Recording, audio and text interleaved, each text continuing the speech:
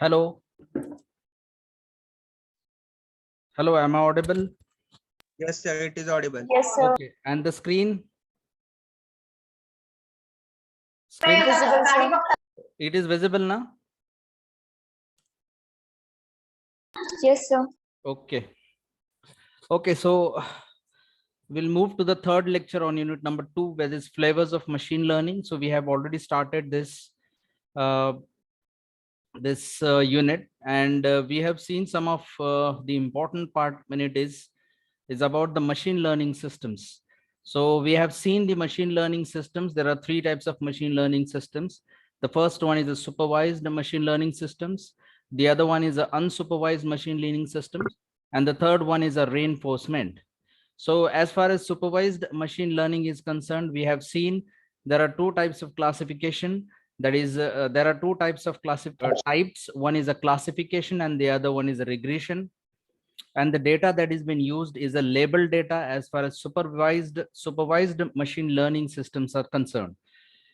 So we have seen that there are two types called classification and regression. So when y is continuous, it is regression. When y is discrete, it is classification. So we have seen regarding supervised. Next, we have seen about unsupervised. So the unsupervised learning, we have seen that the unlabeled data is used for the unsupervised learning. And we have seen some of the examples in the last lecture. So now today we'll be seeing some more few types of machine learning systems. So what are they? The third one is a semi-supervised learning systems. Now, supervised, as we know that we have understood what supervised means, then we have to also understand that what is semi-supervised, and then we'll go to the reinforcement, which is the third type. This is actually supervised, unsupervised, semi-supervised, and then reinforcement. So I have not mentioned this as a type because it is quite much related with the supervised learning systems. So what is semi-supervised is the basic disadvantage of any supervised learning is that data set has to be hand labeled either by machine learning engineer or a data scientist. As we know that machine learning is a data driven process, a data driven event. And as we know that supervised machine learning algorithm has works on the labeled type of data. But what are the advantages and disadvantages of labeled data? Obviously, you require labor work, huge labor work, because you have to label each and every data in that, each and every member of the data. You have to label it. So at that labeling, who does? Obviously, a machine learning engineer or a data scientist. That labeling has to be done. Now, according to this, this is the disadvantage of supervised learning.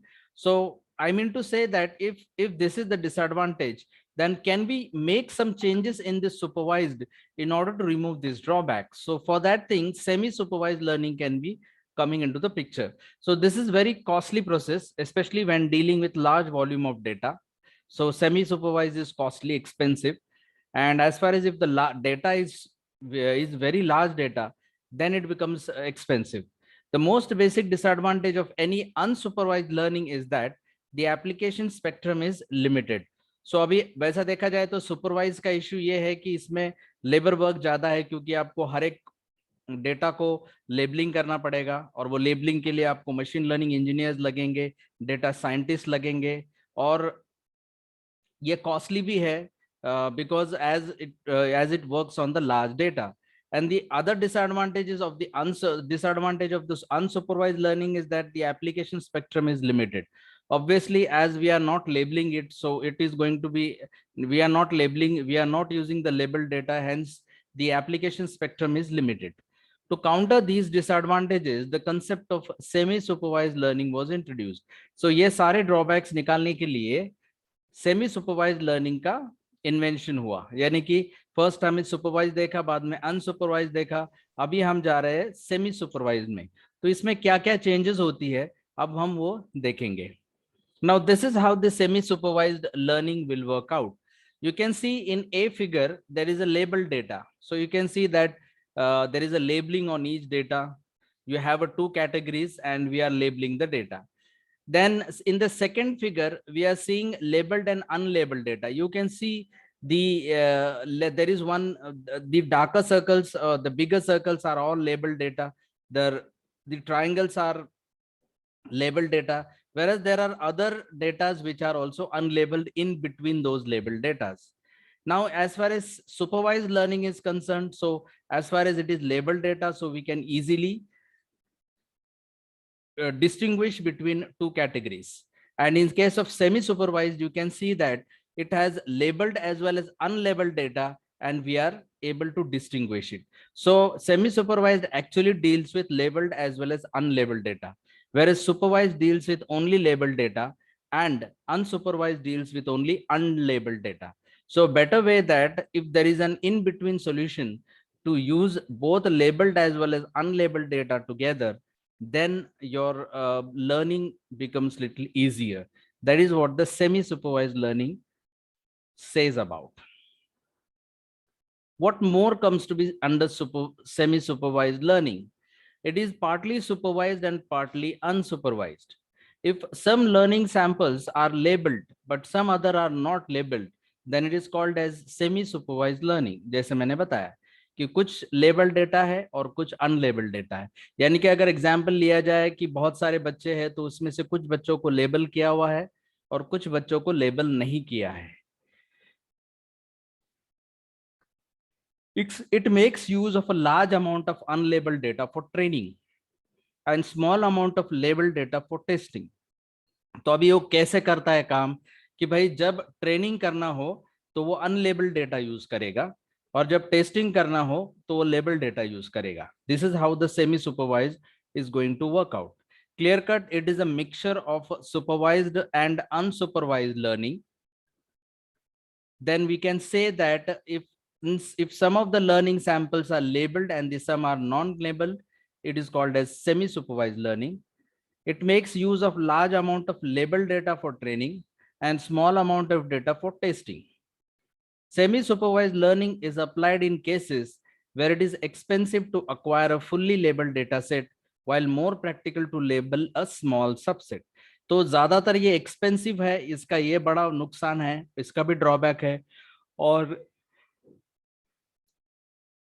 it is expensive to acquire a fully labeled data set, while more practical to label a small subset.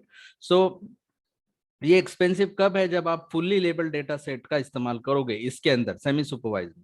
For example, it often requires skilled experts to label certain remote sensing images and lots of field experiments to locate oil at a particular location, while acquiring unlabeled data is relatively easy. Labelling करना बहुत जद्दोजहद का काम है, वैसे तो unlabelled data उस comparison में इजी होता है काम करने के लिए. सो कुछ काम वो लेबल डेटा के थ्रू करेंगे और कुछ काम वो unlabeled data के थ्रू करेंगे. So obviously when you have a labeled data together, at that time you would require skilled experts to label certain amount of images, lot of experiments to locate oil at particular location. So there are different workouts that can be done on a labeled data, whereas in case of unlabeled data it is relatively easier क्योंकि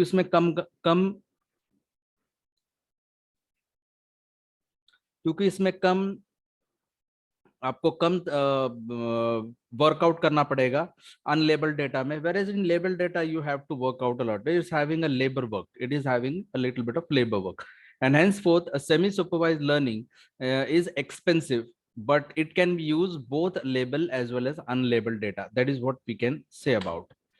Example, though we can understand the three learning is intuitively, initially one may imagine the three types of learning algorithms as supervised, where student is under the supervision of a teacher at both home and school. So this is the best example to understand how this supervised, semi-supervised and unsupervised works out to be. We can say that suppose supervised learning where student is under the supervision of a teacher at home as well as school. Unsupervised means when the student has to figure out concept himself. And semi-supervised learning where a teacher teaches few concepts in the class and give questions to homework which are based on similar concepts. So obviously दोनों तरफ home as well as school में अगर कोई supervision करने का काम हो तो वो सुपरवाइज लर्निंग है.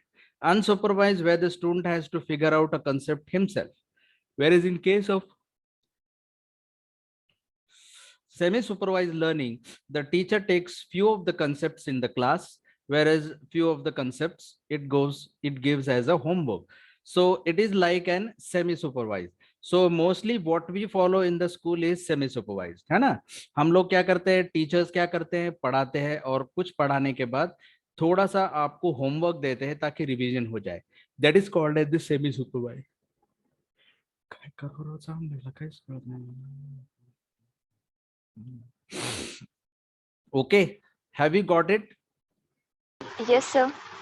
Semi-supervised learning is quite an expensive, but it is having good concept like it can use both labeled as well as unlabeled type of data. That is what it. So you have seen the example of differentiating supervised, unsupervised, and semi-supervised. In supervision, in supervised learning, teacher supervises the student at home as well as school. In unsupervised, student himself studies, and in semi-supervised, few concepts are taught at home at in the classes, and few concepts are given as an homework. This is what the supervised, unsupervised, and semi-supervised learning means. Now, after semi-supervised, we are going to move towards reinforcement machine learning. Now, we have seen supervised, unsupervised, and semi-supervised. And we have also seen some of the classifications under supervised as a classification regression, whereas in case of unsupervised, we have two types, that is association and clustering, or it may be a dimensionality reduction. But in case of reinforcement, we don't have that much of that kind of classification, and it is used in a particular way. So how it is used and what are the ways of doing it?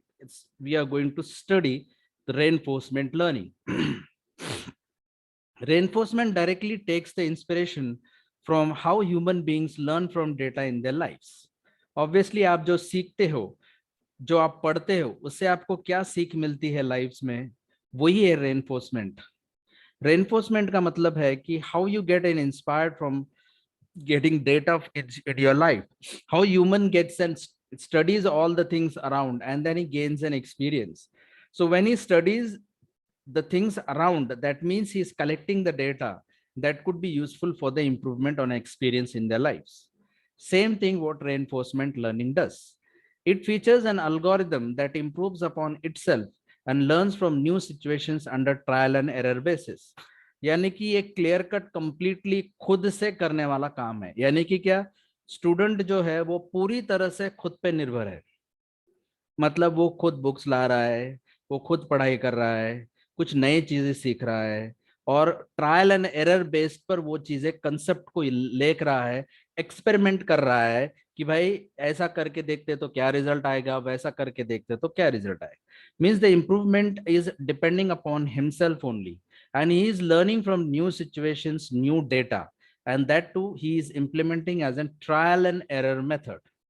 That is called as the reinforcement learning. Favorable outputs are encouraged or reinforced.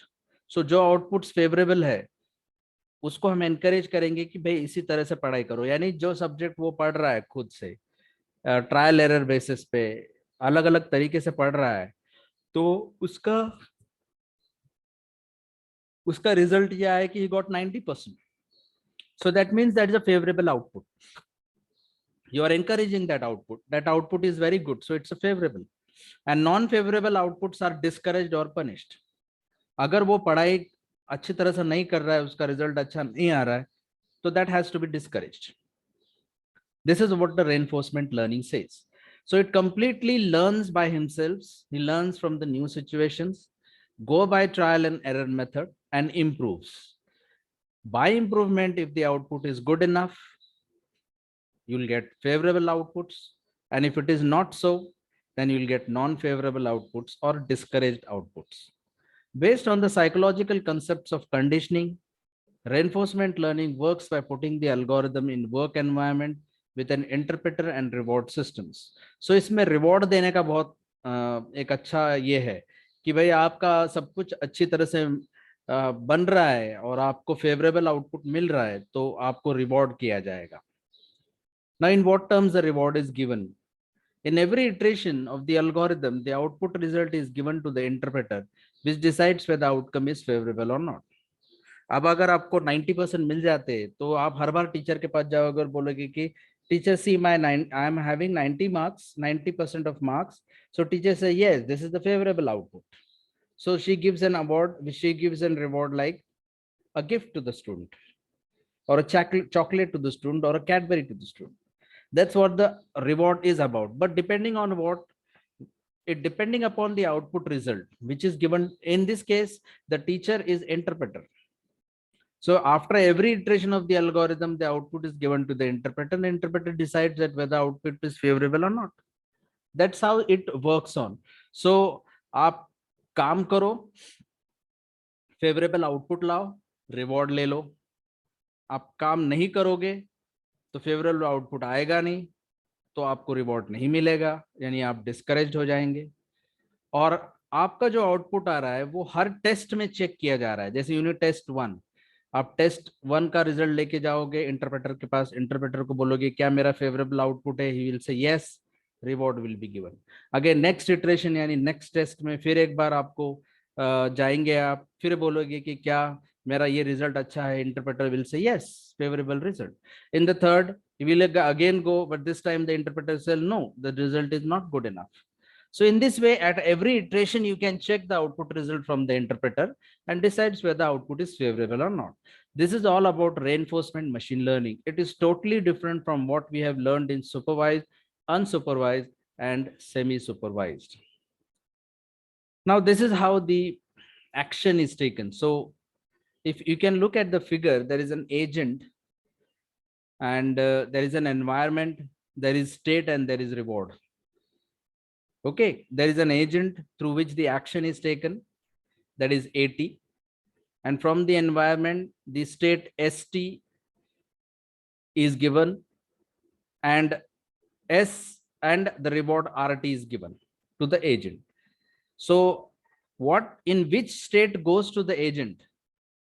If the reward state goes to the agent, action is taken according to the reward. If unfavorable output or not favorable output is going to the agent, the action will be taken accordingly. So in case of program finding the correct solution, the interpreter reinforces the solution by providing a reward to the algorithm. If the outcome is not favorable, the algorithm is faced to reiterate until it finds better result.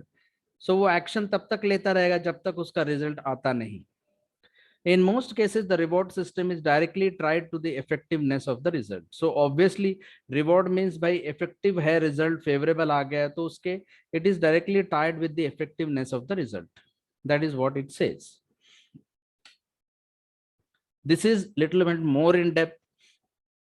You can see that there is an reinforcement learner, then there is a user. So there is the same way like reinforcement, R learner is there and there is a user, and in between these two there is a policy. So the policy, for what purpose? The R learner actually updates the state and then the best action is taken. Again, user gives the state and the quality values are taken by the R learner.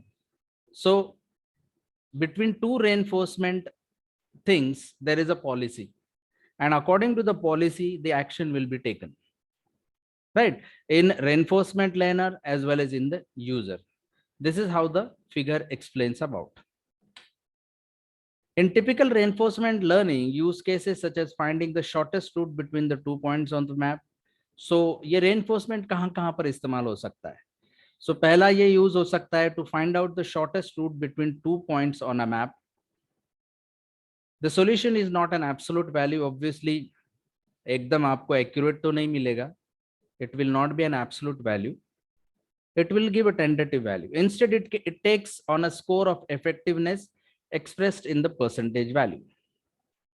The higher this percentage value, the more reward is given to the algorithm. Thus, the algorithm is trained to give the best possible solutions for the best possible reward. Here, the learning data gives the feedback, so the system adjusts to dynamic conditions in order to achieve certain objects. So obviously, अगर result अच्छा लाना है तो best possible solutions के लिए हम train करेंगे data और उस हिसाब से best possible rewards मिलेगा. As far as the feedback is concerned, so feedback is given in order to achieve certain objectives, adjust to the dynamic conditions so that we can achieve certain objectives. The system evaluates its performance based on the feedback responses and reacts accordingly. So आप हमेशा feedback लोगे, हर iteration के बाद जाके पूछोगे कि क्या मेरा आउटपुट रिजल्ट अच्छा है, क्या मेरे ऑब्जेक्टिव्स अचीव हो गए हैं, तो फिर सामने से आएगा yes it will be. So that means there is a feedback responses and it will be reacting accordingly. The best known instances include a self-driving cars examples, a chess master algorithm AlphaGo, also used in the games where output may be decided only at the end of the game. इन सारे चीजों में reinforcement machine learning use होती है, specially self driving cars और chess master algorithm में. और इसके अलावा गेम्स में यूज होता है, मगर वही गेम्स जिसका पूरा जीतना या हारना है वो at the end of the game decide होता है. There are two important learning models in reinforced learning, that is a Markov decision process and Q learning. That is not been given in the syllabus to study this, but if you want to still study this, you can go and you can find the concepts on machine learning books. So I'll be also sharing you the machine learning books also. So accordingly, you can find out these two concepts if you want to go in detail about the reinforcement machine learning. At this moment in this, I'm not taking any concept related with the Markov decision process or Q learning. So there is only a concept called as reinforcement machine learning in this.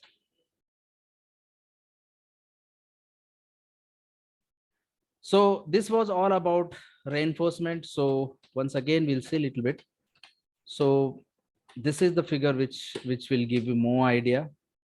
So as far as supervised learning is concerned, we have a labeled data. Whereas unsupervised learning is concerned, we have unlabeled data. Whereas in case of semi-supervised learning, we have labeled as well as unlabeled data.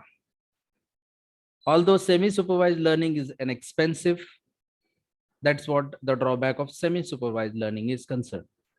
But it can be used in different applications. Then comes reinforcement learning. So reinforcement learning will learn it features an algorithm to improve upon itself and learn from new situations using trial and error basis. If the outputs are favorable, it is encouraged. If output are non-favorable, the outputs are discouraged. In every iteration of the algorithm, the output result is given to the interpreter, which decides whether output is favorable or unfavorable. This is what the reinforcement block diagram is concerned. This is in detail. If we go that if you're having 2R learners or a users, then whatever action they are taken according to the favorable or unfavorable output, they can run through a policy in between R learner and user. So what are the applications of reinforcement learning, such as finding shortest route between the 2 points on a map? As it does not give an absolute value, but it gives in terms of percentage. If the percentage is good enough, the output is favorable and you'll get best possible reward. So here we have an feedback systems due to which the dynamic conditions can be adjusted in order to achieve certain objectives. So few of the uses of reinforcement learning is in case of self-driving cars, in chess master algorithms, and the outcomes where you can decide at the end of the games. That is what the reinforcement machine learning is. Now, after machine learning, we are going to see a part of deep learning, which is nowadays is in boom.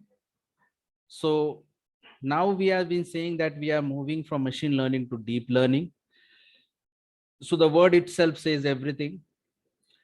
यानी कि machine learning तो machine सीख कर improve करता है. जितना वो सीखेगा उसको एक्सपीरियंस मिलेगा, परफॉर्मेंस इंप्रूव होंगे, results achieved होंगे. That is what machine learning says. But deep learning is about doing the same thing but in depth. It goes, वो गहराई में जाता है और हिडन स्ट्रक्चर्स के थ्रू वो बहुत सारे अंदर जाता है और रिजल्ट्स लाने की कोशिश करता है. That is what the deep learning is. So deep learning is a branch of a machine learning which is completely based on artificial neural networks. As neural network is going to mimic the human brain, so deep learning is also kind of a mimic of a human brain. So obviously, as your brain goes into the deep to think something, similarly deep learning is same thing, which is completely based on artificial neural network, and these neural networks are completely based on the human brains. So the way human brain thinks deeply on some of the concepts, similarly deep learning thinks and also called as a mimic of a human brain. In deep learning we don't need to explicitly program everything. सारी चीजें programme के form में करने की जरूरत नहीं जैसा machine learning में करना पड़ता है. A formal definition of deep learning is neurons. सीधी सीधी बात है, आपके ब्रेन में न्यूरॉन्स है, जितने न्यूरॉन्स एक्टिवेट होंगे उस हिसाब से आपका ब्रेन चलता है. Similarly, deep learning is nothing but a connection of neurons working for a particular objectives. Deep learning is a particular kind of a machine learning that achieves a great power and flexibility by learning to represent the world as a nested hierarchy of the concept, with each concept defined in relation to the simpler concept and more abstract representation computed in terms of less abstract one. इसका मतलब क्या है कि deep learning एक किस्म के machine learning का ही हिस्सा है जो कि ग्रेट पावर और फ्लेक्सिबिलिटी अचीव कर सकता है. How? By nesting hierarchy of the concept. Like ये कंसेप्ट है, उसके वो हायरार्ची के फॉर्म में सारा डेटा रखता है, and which helps in defining the relation in a simpler concept and abstract representation in less computed in terms of less abstract ones. This is what the deep learning says. In human brain, approximately 100 billion neurons altogether works out. This is a picture of an individual neuron, and each neuron is connected through thousands of neighbors. यानी एक neuron जो है वो, in a human brain we have 100 and billions of neurons, और जो individual neuron है वो बाकी न्यूरॉन से कनेक्टेड है, thousands of neurons. The question here is how we recreate these neurons in a computer. So we create an artificial structure called as artificial neural net, where we have nodes or neurons. So इतने सारे neurons एक दूसरे से connected है और वो काम करते हैं, डिसीजंस लेते हैं, सोचते हैं, रिएक्ट करते हैं, रिस्पॉन्ड करते हैं. उसी तरह का अगर सिस्टम हमको न्यूरॉन्स का कंप्यूटर में तैयार करना होगा तो हम कर सकते हैं artificial structure called as artificial neural net, which where we have a nodes or neurons. We have some neurons for the input values and for output values, and in between there may be a lot of neurons interconnected in the hidden layer. एक input neuron है, एक output neuron है, इन दोनों के बीच में हजारों neurons है जो कि हिडन लेयर के फॉर्म में कनेक्टेड है. यहां से तो न्यूरॉन से लग रहा है कि जो काम होने वाला है उसका इनपुट इधर से जाएगा और जो काम हो गया है वो आउटपुट की तरफ जाएगा. बीच के जो हिडन लेयर्स है जिनमें न्यूरॉन्स है वो काम करेंगे कि ये इनपुट कैसे उस आउटपुट में कन्वर्ट किया जाए. एग्जाम्पल, इनपुट न्यूरॉन क्या है, वो ये लेता है कि मुझे खाना खाना है, I want to eat food. So accordingly that neuron through the hidden layers will be programmed in such a way that the output layer will be the signal given to the body that yes, you have to eat now at this moment. So how these neurons are interconnected with each other, that is through an artificial structure called as artificial neural net, where we have nodes or neurons. So these neurons will be interconnected in the hidden layers.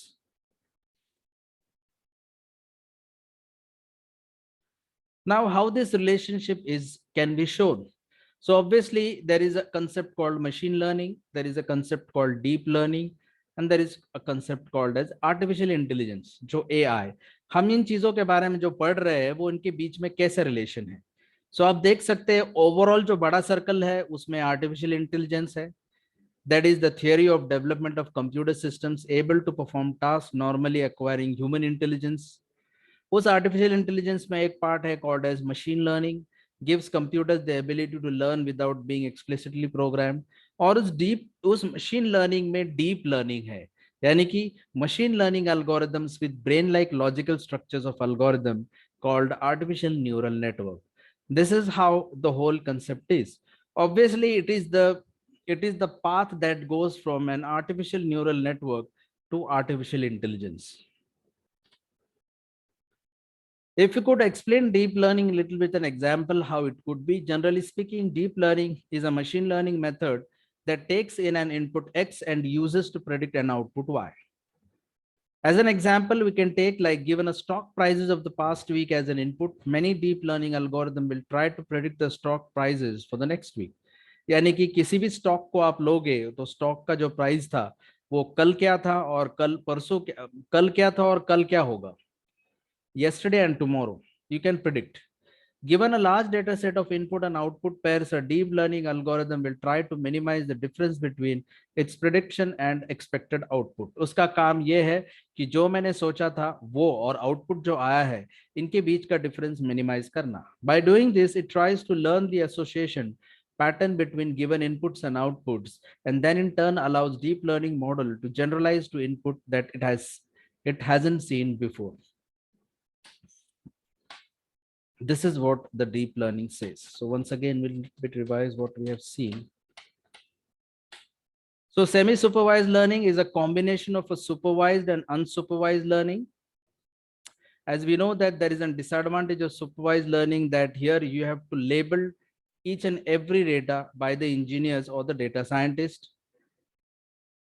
And it was also very costly due to large volume of data, whereas in case of unsupervised, it is having a disadvantage that application spectrum is limited. So to counter these disadvantages, the supervised and unsupervised are mixed together or used together to develop and semi-supervised learning. So you can see that in case of supervised learning, we have labeled data, unsupervised, we have unlabeled data, and semi-supervised, we have both labeled as well as unlabeled data. So if you see that the unlabeled data is useful for training purpose, whereas small amount of labeled data is useful for testing purpose. Although semi-supervised is a little bit of expensive, as it requires some skilled experts to find out the oil location, for example, sensing the images, and while acquiring the unlabeled data is relatively easier. We can understand the example, a student when is taught at school as well as at home, it is called supervised. When the student studies himself, then it is called as unsupervised. And when the student is taught by the teacher in the class and given homework to be done at home, it is called as semi-supervised. Reinforcement actually is an takes an inspiration how human learns from the data in lives. So it improves upon itself and learn from the new situations using trial and error basis. If outputs are favorable, it is encouraged. If outputs are not favorable, it is not encouraged. In every iteration of the algorithm, the output result is given to the interpreter, which decides whether output is favorable or not. This is how the reinforcement machine learning looks like. There is an agent and there is an environment. From the environment, the states is given whether the output is favorable or not. If the output is favorable, according to the agent, the action taken will be reward. If the output is not favorable, the action taken will be repeating until you get a favorable output. This is machine learning. This is a combination of two reinforcement machine learning, which can work on a policy about the state update, best action, state and quality values. Then the best possible use of reinforcement learning is to find out the shortest road between 2 points of maps, which may not be an absolute value, but in terms of percentage. Higher the percentage, a reward will be given. And if the percentage is lower, then best possible solutions can be found out through the feedbacks. It can be used in self-driving cars, chess master algorithms, AlphaGo, and which can be also used in games. Deep learning is a branch of machine learning completely based on artificial neural networks. It's like a mimicking human brain. It does not need explicitly programming everything. It could be also defined as a neurons. So deep learning is nothing but neurons working together. If you could say that number of neurons, thousands of millions of neurons working together, and each neuron is connected through the thousands of neighbors, that is called as the human brain. similarly we are going to develop in case of deep learning. As we want to create the neurons in computer, so we have an artificial structure called artificial neural net. So we have some neurons from the output and neurons in the output, and there will be a lot of neurons interconnected through the hidden layers. This is a big picture of deep learning, artificial intelligence, and machine learning. So artificial intelligence, I could say deep learning is a branch of machine learning, whereas machine learning is a branch of artificial intelligence. So we are moving from artificial neural network to artificial intelligence. This is how we have taken. Yes, have you understood? Yes, sir. Absolutely. Good. Yes, sir. Okay. Just a moment, we'll take an attendance.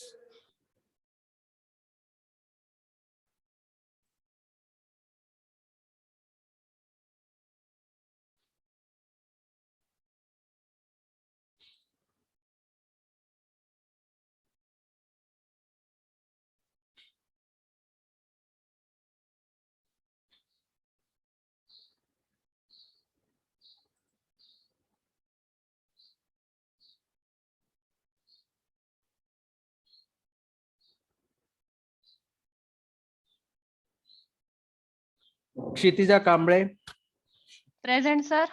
Prajakta Shikhare, Shubham Patil, Vishakha Chauhan, Ganesh Dade, Aishwarya, Present, sir. Hrishikesh Deshmukh, Pradeep Ingle, Yes, sir. Okay, Imran Mogal, Present, sir. Arpita Khatke, Payal Gend, Yes, sir. Renuka Patil, Yes, sir. Shweta Jamdade, Present, sir. Namrata Shinde, okay okay, Nitin Gujre, Megha Bhosale, Yes, sir. Prajakta Kulkarni, Present. Sayali Maral, Present. Vaishnavi Gangekar, Present. Urmila Shinde, Yes, sir. Giridhar Shettigar, Avantika Sutar, Present. Vaishnavi Javeri, Present, sir. Harshal Kadam, Snehal Puranik, Sheetal Jagtap, Present. Omkar Yalsange, Prajakta More, Present. Deepali Anantpure, Present. Nikhil Bhosale, Present, sir. Ajay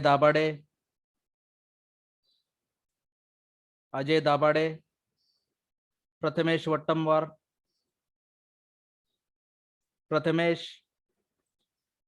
Suraj Jadhav, Sushma Vanve, Present, sir. Aditya Pawar,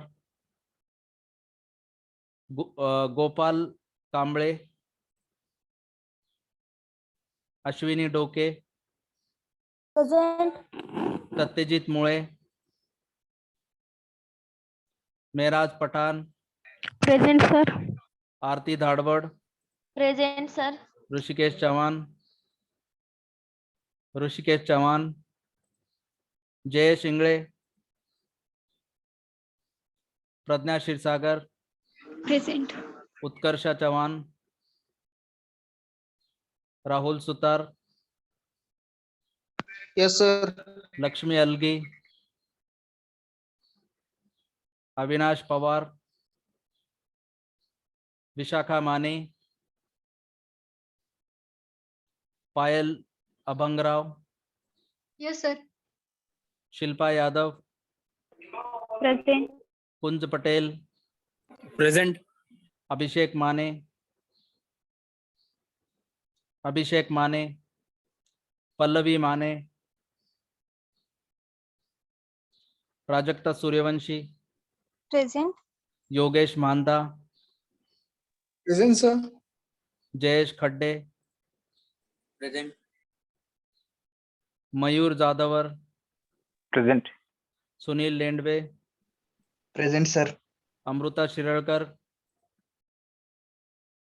Radhika Pimple, present sir. Dnyaneshwar Nagne, sir Dnyaneshwari आहे, Dnyaneshwar madam. Dnyaneshwari Nagne, present sir. Kiran Shingare, Kiran Shingare, Kaustubh Deshpande, Present, sir. Sandhya Takbate, present sir. Hrishikesh More, Hrishikesh More, Akshay Baggu, Present, sir. शिलिशित Patil, Yes, sir. Omkar Nagshetti, Vidya Patil. Present sir. Okay. Anybody's name missing here? Hello sir.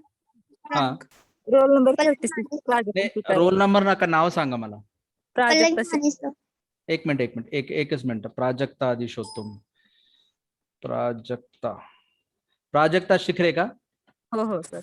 Okay. Next. Pratiksha Patil. Pratiksha Patil.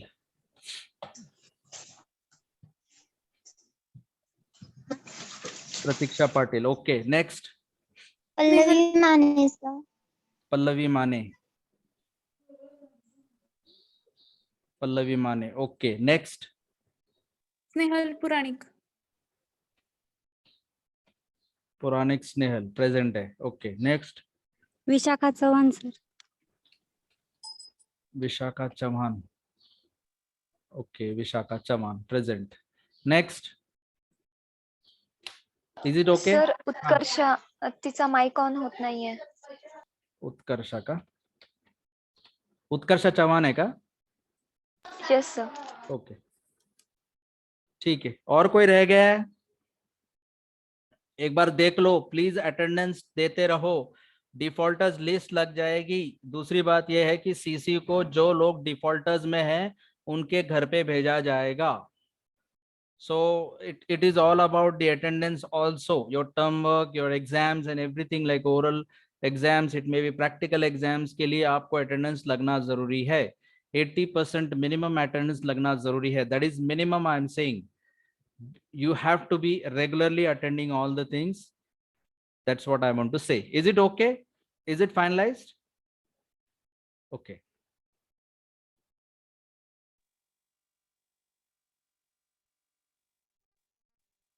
Okay, so we will stop.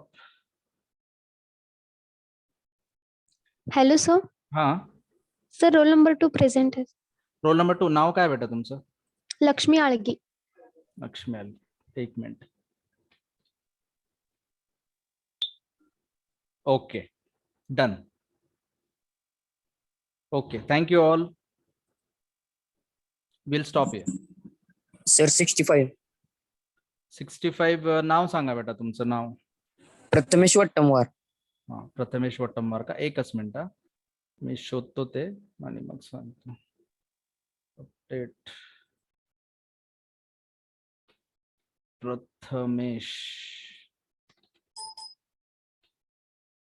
Prathamesh Vattamwar. Okay. ठीक है, चलेगा. Okay, done.